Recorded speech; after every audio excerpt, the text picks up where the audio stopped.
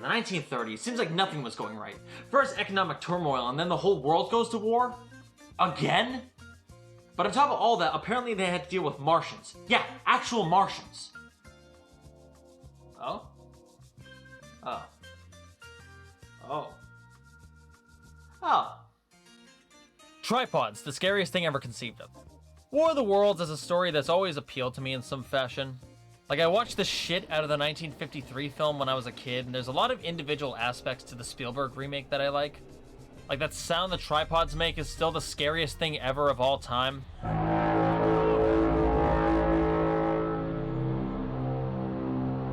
I think the reason it works so well and has transcended media for over a century now isn't because of the strength of its narrative, rather because of its themes and how it plays into our fears. Like, on its own, it's not a particularly strong story. The novel doesn't even bother to name its protagonist.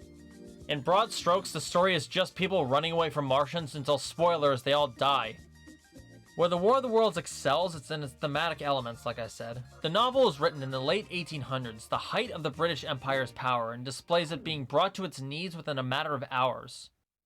The first film was made in the 50s, when America was still riding the high of the victory of World War II and felt unstoppable. Yet they had absolutely nothing to really combat the Martians. Guns, tanks, bombs, they're like toys against them! And the remake was made in the early 2000s as an allegory for the feelings following 9/11. Which beforehand, America had just won the Cold War and once again were seen as untouchable, being the only real superpower left on the planet. Yet one relatively unknown terrorist organization on the world scale shook the nation to its core. Playing into the audience's primal fears of vulnerability is why the story has stuck around for as long as it has, compared to the sea of other alien invasion stories over the decades. Which is why I think the 1938 radio broadcast made as much of an impact as it did. But let's rewind the clocks a bit. Orson Welles, who at that time was starting to make a name for himself, was a radio director at the Mercury Theatre, which he himself co-founded. He was directing a series of dramatized novels such as Dracula, The Count of Monte Cristo, and so on. And on October 30th, 1938, as a Halloween special, Welles directed a dramatization of The War of the Worlds, essentially reporting the events of the novel in a sort of first-person perspective as if they are happening in real life. Updating the setting from Victorian England to 1930s New Jersey, as if what you're listening to is actually happening. Like music would be performed in the studio, and then a news bulletin would interrupt them talking about the invasion. Ladies and gentlemen, we interrupt our program of dance music to bring you a special bulletin from the Intercontinental Radio News. At 20 minutes before 8 Central Time, Professor Farrell of the Mount Jennings Observatory, Chicago, Illinois, reports observing several explosions of incandescent gas occurring at regular intervals on the planet Mars. The spectroscope indicates the gas to be hydrogen and moving toward the Earth with enormous velocity. It remains really faithful to the book while also taking a lot of creative liberties. While it does drag in places, especially in the second half, the way that it's written and orchestrated, I would honestly call brilliant, as pretentious as that might sound. Humped shape is rising out of the pit. I can make out a small beam of light against a mirror. What's that? There's a jet of flame springing from the mirror, and it leaps right at the advancing men. It strikes them head on. Lord, they're turning into flames. Now the whole field's caught up by the woods of fires. But while I call it brilliant, others seem to have called it terrifying. So apparently tons of listeners who had just missed the part where he said it was a dramatization actually believed what they were hearing were real news broadcasts. It was so convincing, in fact, that it caused widespread panic throughout New Jersey and New York. The public genuinely believed they were being invaded by Martians. You have to keep in mind that radio had been a staple in American homes for only a few years by that point, so dramatizations like this weren't very common within the public zeitgeist yet. At the end of the broadcast, a number of police showed up to the studio, wondering if they were intentionally trying to cause a panic.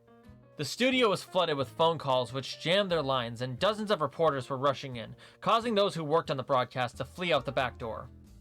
During all of this, Orson sat disheveled and said, "I'm through. Washed up." Orson Welles was able to successfully convince the entire United States that we were being invaded by Martians. To cause a panic on that scale nowadays, you'd have to...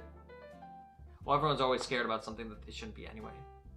But was this really the mass panic it was made out to be? When newspapers caught wind of the amount of phone calls to the police in the studio, as well as the reporters flocking in after the broadcast, they interpreted the panic being much bigger than it really was.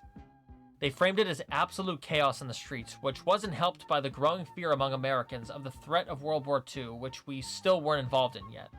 This exacerbated an already existing cultural tension. The following day, Orson Welles officially apologized to the press regarding the incident, saying it was all a big misunderstanding. I am terribly shocked by the effect it's had. I do not believe that the method is original with me or peculiar to the Mercury Theatre's presentation. So why exactly did this happen? I put more faith in the American public not to be easily manipulated like that. Like if this happened today, would we believe it? Don't answer that. Well, firstly, the Mercury Theatre wasn't exactly popular at the time and ran into the same hour block as NBC's Chase and Sanborn hour, which ended slightly after the War of the Worlds broadcast started. So when everyone tuned over, they missed the part where it was explained to be a dramatization. And the Mercury Theatre wasn't sponsored, so they didn't have standard ad breaks, instead having random breaks periodically. So it really was just a perfect storm for events like this to unfold like they did. But in doing research, it doesn't seem like the panic was as massive as it was made out to be. It just seems like it was made out to be a bigger story than it was, because A, it's a more interesting story to say it was, and B, it was a partial attempt by traditional newspapers to discredit radio as a news source. So all in all, this was just a blip in media history, which didn't have much of an impact. Yeah, just kidding, it drastically changed history. Orson went from being at that time a relative unknown to a household name overnight, which led to him branching out into other mediums such as film soon after, where he'd write, direct, and star in his first film. And for a first feature, it's not half bad, not too bad. The War of the Worlds as a novel is greatly impacted by this as well. This all even led to a brief meeting between Orson Welles and H.G. Wells in 1940. Wells, this one, not that one, asked about the extent of the panic, saying he never believed it was as widespread as what was reported, rather thinking it was just simply a Halloween prank of some kind. God, it's no wonder they don't celebrate Halloween that much in England. To them, it just seems like we're causing mass panic in the streets over fake radio broadcasts. Still sounds fun. So what can we learn from all this? Like I said, War of the Worlds' strength lies into how it taps into our fears of vulnerability, while the narrative itself isn't the strongest. Plus, looking at the context of when this was made, you have to remember that at the time, invaders from Mars seemed like a real possibility to some extent. We knew almost nothing about Mars, so the mystery and fear of the unknown is what drives the intrigue of the story. We know enough about it now to where that's just total science fiction. It's just a dead rock floating in space. There's a reason why whenever they do alien invasion stories now, it's usually from something more abstract and not Mars or the moon like they used to do. I know almost nothing about Greenland, so if you told me aliens were going to come over and take over the world, I'd believe you. Orson Welles preyed on the fear of the public by picking the perfect subject matter for this dramatization. Now I'm just wondering what other book would do the same. Fucking terrifying.